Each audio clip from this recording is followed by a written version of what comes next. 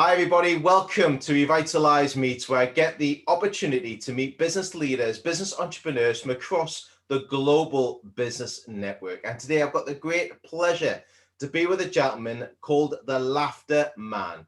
Pete Cann is on a fulfilled mission to bring the positive benefits of laughter to the world. Since discovering laughter yoga, company owner Pete has transformed his business and family life, and now wants to share his infectious secrets and get the planet laughing along with him. He's been canned laughter yoga for just over 3 years and also been a podcast host to Laughter and Positivity with Pete with just over a year.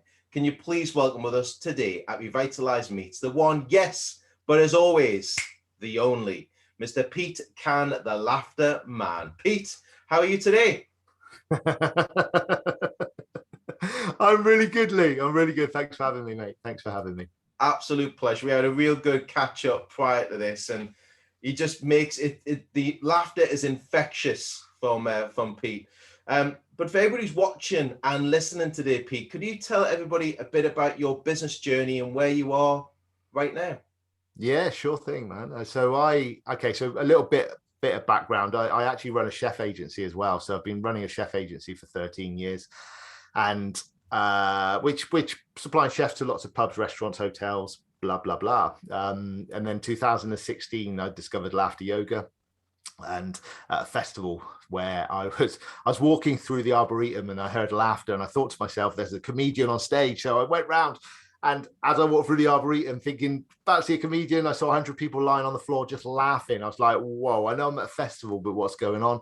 And there was a sign saying laughter yoga daily at 11:30. So I thought, you know what, I'm going to go and do this tomorrow and have a go at it. And I did it. And the lying down bit was the end of the session. And so we did lots of different laughing and breathing exercises. And once I lay down and just basically couldn't stop laughing, and then had the meditation at the end, I felt really energized. And I realized that actually I needed more laughter in my life, in my business life, because it's quite stressful once you know running a business. So that was in 2016, and then I started bringing laughter into my daily habits when it came to running the chef agency. And then sort of fast forward to 2019 was when I really dived in and went, actually, I love doing this. I need to do more of this. I want to bring this to the world. And so I still have the chef agency. I point over there because it's over in the other side of the house, because my wife runs that now. But the laughter sort of in 2019, I started to do some in-person laughter sessions in businesses. Then obviously the pandemic hit, and I know you said don't mention that, but it's quite important in my big picture, because actually, as you're probably well aware, hospitality got smashed when COVID came along. So I actually dived into laughter and started laughing daily, 2 to 3 times with other people online. Not because it was funny, Lee, because it wasn't, ultimately what was going on, my business literally ground to a halt, but actually because I knew the benefits of laughter and how it made me feel, and so I started doing that. And within I think it was about 3 weeks, I reached out to somebody I knew and said, look, can I try this with your company online? Because I think it works online. It's not just an in-person thing. Mm-hmm. And so I did this team meeting for them. A lady who's got a business up in Preston, and they loved it, and they put it on LinkedIn, and then next thing, boom, I think it was the following week I got a booking, then the following week from there I got another booking, and then next thing I was like, wait a minute, this is a business. I've created this business, the Laughter Man, from a bit of adversity, really. So that's a little bit of my background. It's funny how a business is created that way. It comes up with an idea, spark, and it starts to grow from that seed, because you've put your 100% behind it, to make it that achievement. And really, congratulations on doing that itself. And we talk about achievements, we talk about challenges. What's been the biggest challenge that you've overcame over the last few months, or the biggest achievement that you got out of that challenge? Would you mind sharing that with everybody? Yeah. So last a few months, I think the biggest, I want to reverse a little bit further than a few months, if that's all right, because it'd just be easy. I think, let's just go back to the fact that, when the business shut down, and then, starting from scratch, basically. Now, luckily for me, and there is some luck in this when I start the story. So we're going to rewind it even further. I created an app, a chef app, sort of borrowed 130 grand, borrowed a lot of money, spent 18 months of my life creating this app that didn't actually take off. Went through some really sort of dark times because of this, where basically the people we lent the money to, or lent us the money, wanted the money back, or want a second charge on our house. It was all really quite a dark sort of time. But again, I sort of dived into laughter at that point. But if we fast forward, like, so, and again, it wasn't the money, Lee, at that point. It was the fact that I spent 18 months of my life just pushing at something, and it just never went. And you know, any business owners watching or listening, you know, when you're just pushing and pushing and pushing, and you just can't see the light at the end of the tunnel, whether it's actually going to get there. And this was actually getting this product to go, well, actually, it failed. I'm going to have to put it in the freezer. And then in the end, we just binned it. But what I did learn was sort of all the online stuff that I'm doing now for the Laughter Man. I learned how to do a podcast, which I'm doing now for the Laughter Man. I learned how to do Facebook Lives, how to do LinkedIn Lives, how to brand myself. I just learned loads of stuff. So actually, although we borrowed some money, it failed. It was 18 months of my life. Actually, I learned so much. So when I came along and put the red hat on it, which is obviously part of my brand, it was easy for me to do this, and a lot of people have sort of watched, I suppose, from the sidelines to see how quickly I've gone from no one knowing who I am to like boom, quite well known, I suppose, in the LinkedIn world to certain areas. And it was just all about sort of that overcoming that adversity, knowing, you know, that I've learned from 18 months of drive and enthusiasm, and just you get knocks, and I think, does that answer your question? It does actually. It gives you the experience to push forward. You've got to go through that pain point to get to the achievement, the challenge as such. Well, a lot of people forget, I think it's just going to happen overnight. It doesn't. You've got to put some work into it. Does it go right every single time? Not every time, but you're going in the right direction. You're pushing forward, and you learn from those experiences. I think it makes you more, it galvanizes you as a person and the people that are around you. And also you find out who the people are around you, who show that support, who lift you up when you're at that point as well. And I think laughter, like I mentioned, makes a big impact to us all. You know, we all have to laugh at some point during the day at ourselves sometimes. And thank you for sharing that. It does really make sense. But there's a great part of it. You talked about, you know, over the last sort of 18 months, we've all had to adapt into a virtual world. You talked about Facebook Live, LinkedIn, you know, working on all these technology tools to use. Has that been the biggest adaptation to your business you've done the last 18 months? Yeah, for the Laughter Man, definitely. Because I mean, pre sort of like lockdown, the mantra I had, I didn't work Friday, so I worked Monday to Thursday on the chef tree, our chef business, and then Friday was my day off of that, and that was the day I spent on Canned Laughter. And I was going into businesses on a Friday doing my laughter sessions. Now, obviously, realizing quite soon that actually we couldn't go to face anymore, so we had to find somewhere to do that online, and then started, like they say, the Zoom was certainly something straight away that I picked up, and didn't realize that it worked as well, Lee. I think that's the power, is the fact that you don't actually need to be in the same room as someone to actually get the benefits of laughter and laughing with someone. And so I think that's been a big adaptation. Adaptation, is that the right word? I don't know. That's a good word. Sounds about right, doesn't it? I think also just working from home as well, because we did have an office, and I say unfortunately, actually fortunately for our big plans now, we don't have the office anymore. So, but adapting to like the office that I'm stood in at the moment, Chloe, my wife, was sat just over there, but she was, but then she realized, well, actually, right, I can't sit over there when Pete's doing podcasts, when Pete's laughing, when Pete's doing his lives, when Pete's doing, so that the adaptation was putting a desk in the lounge as well. That was another adaptation. So Chloe's, you know, working from home it's tough if you've got the room, and touch wood, we're lucky that we have got multiple rooms in our house, so we've managed to be able to set up 2 offices within our house. But I know there are people that work in the same office space as their partner, and obviously if you're doing things where you are doing lives and you're lots of audio and a lot of chatting and a lot of Zooms, and it's quite tough, isn't it, when you're in a smaller room? Definitely. Have you found as well, though, that, I mean, we talked about adapting the environment that we're working in, and hats off to you, I mean, not wearing the red hat, but hats off to you in regards to what's going on. But in regards to likes of the adaptation of working online, do you think you've adapted to your audience? I guess your audience has sort of opened up further now, not just by Yeah. demographic of where you're based. You've now got a wider audience. Yeah, definitely. I mean, there's a couple of examples. I mean, the first one was, like I said, the first online thing I did was in Preston, and then all of a sudden I've got a network around Manchester, Leeds, and I'm in Bristol. So actually, it's quite a long way, and people now I'm quoted for someone in Doncaster, and I'm like, yeah, and that's in person. I'm like, yeah, and then I get on the map, I go, oh, okay, that's quite a long way from Bristol. So it's like it's the benefit. Obviously, I can come into a room now via a screen and do what I do. I'm starting to do some sessions now where, like, a bit of a hybrid, where they've got 20 people in their room. I'm still on the screen, so I'm sort of leading it, which is, I think, again, I'm going to test it a couple of times. I've done it a couple of times and it works.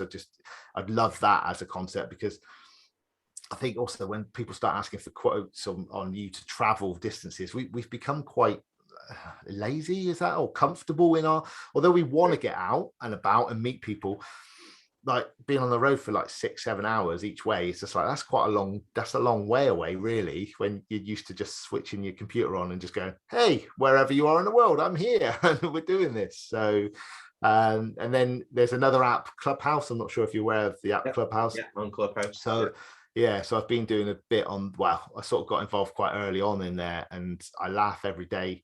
And the people that I laugh with now, my audience, like, I've got people in Japan, I've got people in Germany, I've got some Belgium, a couple of Americans. So, and there's not a load of people in the room, but they keep turning up. And so you just don't know what's going to happen in the future, where they might go, well, actually, I've got an event in Japan, and I think you're really good, Pete. Come over. That's obviously a longer journey, but it'd be quite nice, though, wouldn't it? But it's giving you visibility, it's giving you engagement. I mean, I'm on Clubhouse. I've got my little club on Clubhouse as well, and I run that maybe once a week. Just started off myself, but it's that word visibility, and you don't know who's just around that corner that sees you or hears from you, hears what you're doing, here's a testimonial from one of your clients. That's when it opens up another door of opportunity. Someone's knocking on that door for you. With your adaptation that you've done, would you mind sharing with everybody your golden top 3 tips for really looking at keeping positive and the power of laughter in your business? Would you better share your top 3 golden tips for us? Yeah, definitely. So my personal tip 1 is to have vision. It's my top of the pops. You've got to know where you're going. If you don't know where you're going, you're never going to get there. You're just going to bimble down some streets and just end up somewhere and go, right, here I am. So I'm a big visionary. My vision boards are just up here. I look at them every day. I know where I'm going. So that's first one.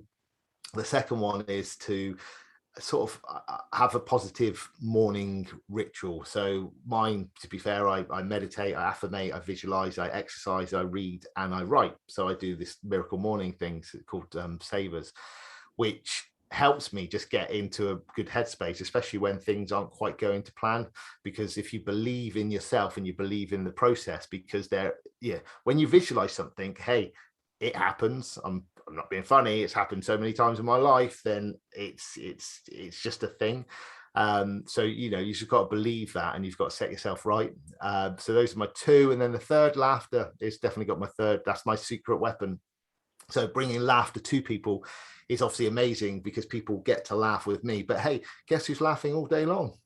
Because I'm doing a laughter session. Like, I've just come off a session with Nando's, literally, to this podcast. I'm sure we'll do a little laugh in a minute. So I get a little laugh again, get that little laughter lift. Then I move on to my next session, so I'm always topping myself up, which just keeps my energy in a high state. Don't get me wrong, Lee, there are days where I get lows. Of course there are. I'm not always bouncing off the walls, but it's knowing, I suppose. So again, that's not a positive thing, but there's times where maybe you are feeling a bit funky and you're feeling a little bit down, or whatever. Just have permission. It's all right. It's all right to feel like that.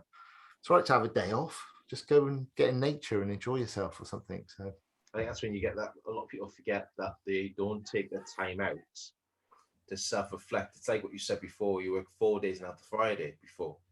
Whereas now and again, I recommend to many people, is take time out for self-reflection, just on yourself. When you're feeling that way, it just all comes at you like 100 miles an hour. Just slow it down slightly, take some time out, just self-reflect where you are at the moment. Because you're right, we all have those days, we all go through them. It's how we address them at the time as well, and how we can overcome those at the point as well. And I think that's a great point to come on to. And thank you for sharing those golden top 3 tips. And make sure everybody's watching and listening today, write those down. And get in touch with Pete to find out a bit more about those 3 areas if you wish to, and find out about the laughter yoga as well. But what have you learned yourself through either, business, training, contacts, or even self-reflection? What have you learned about yourself over the last 18 months?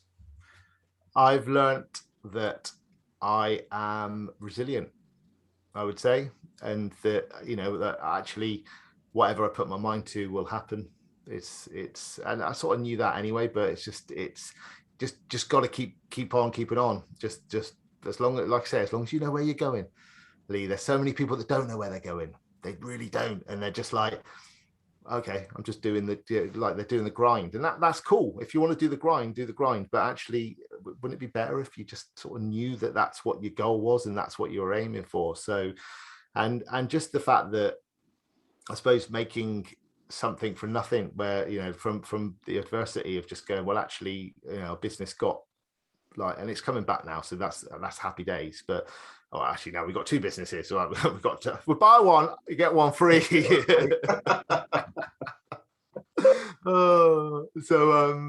Just knowing that actually, and knowing that I found my thing, I found my calling. I know, when you're doing it, Lee, I can see it with yourself as well. You love what you do, you love connecting people. That's just your vibe, and it's and when you're doing a job and it's something that you're passionate about and you really believe in, then it doesn't really feel like work sometimes as well, does it? No, it's quite surreal. So you're right what you say, when you get your flow, or like what you said before, you found your niche. When you got your niche and your flow, and you're getting involved into it. And there's a big thing you just mentioned there, is people forget about their vision. Their vision changes quite regularly. When you start changing your vision, it's your objective is out of sight. You're not going to see it, but you've got to have a clear, direct route that you want to achieve. And you've got to be doing those things every day to achieve that vision that you want to get.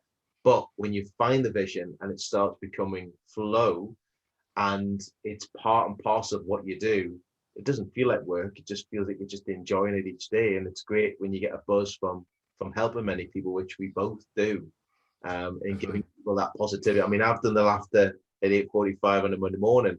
That was great. I did that a few weeks back, and that literally gave me a complete buzz for the rest of the day. So hats off to you, sir, for doing that once again. So thank you.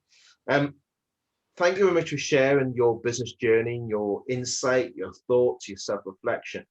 What's next for you? What's around the corner for Pete Cann, the Laughter Man? So next for me is it's going to be in-person stuff. That's the next thing. Like I said, I mentioned I've done a quote. I'm doing the quotes actually weekly now for people that actually have got events on. They've either got an event or they're starting to go back into their offices, and there's that connection piece that people haven't been in the same room for a long time. So getting out and about and doing that, and I can't wait to actually get laughing with people. And I spent, obviously, as people listening and watching don't know, I've just finished a 3 Peaks challenge this weekend, but I spent literally 3 days with 7 lads. There was a lot of laughter, but not laughter yoga so much. We weren't doing that, but the laugh, the energy level was there. And actually, when you look at someone in the eye and you get the giggles, it's so powerful. So I can't wait to get in people's places of work again, and get on stage as well. That's definitely one of my big ambitions by the end of this year, is to get on a couple of big stages and just bring the laughter flow for an audience. And it'll happen because you've got that vision, Pete, a vision of how you want to achieve it. And the more times you keep asking for that opportunity, it will come to fruition, and it will happen. So thanks for sharing. I wish you all the very best for your endeavors, because it will happen. I know for a fact it will. How can people who are watching and listening to us today, how can they make contact with you, Pete, and have that virtual cup of coffee and have that laughter moment with your good self? How can they make contact with you? So best place, just come to my website, which is petecann.com. And all of my, so everything's there basically. So it's and if you want to actually, I suppose, more of a proper, like, straight away, LinkedIn's probably the laughter man, is where I hang out the most. But I'm not going to reel off all my other stuff. I'm sure it's going to be in the notes where I am. But yeah, come and find me on my website. Come and say hello if you've got something and you're intrigued, even a little incy wincy bit about how laughter can benefit you or your team, then you definitely need to come and say hello to me.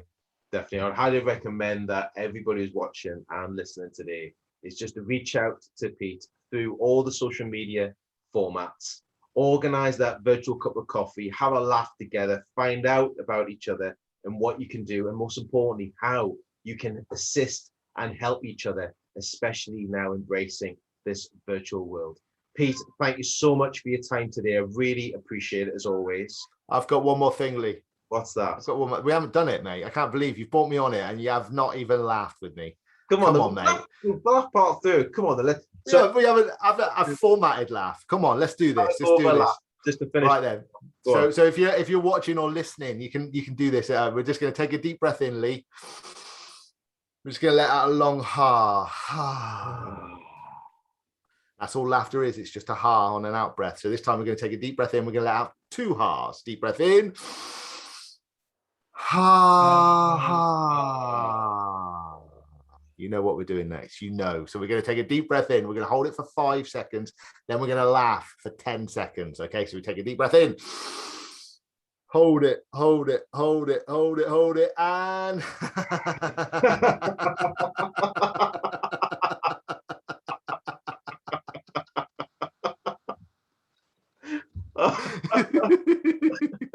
Brilliant. And if you're all laughing now, keep all of that laughter and keep it going. And once again, thank you so much to Pete for joining me today for Revitalise Meets. Thank you to you all for watching and for listening. Stay tuned for more interesting interviews at Revitalise Meets with many business entrepreneurs and key influencers across the global network. As always, from me and Pete, goodbye. Keep well, keep safe, and as always, remember, keep connecting and laughing. Take care, everybody. Bye-bye for now.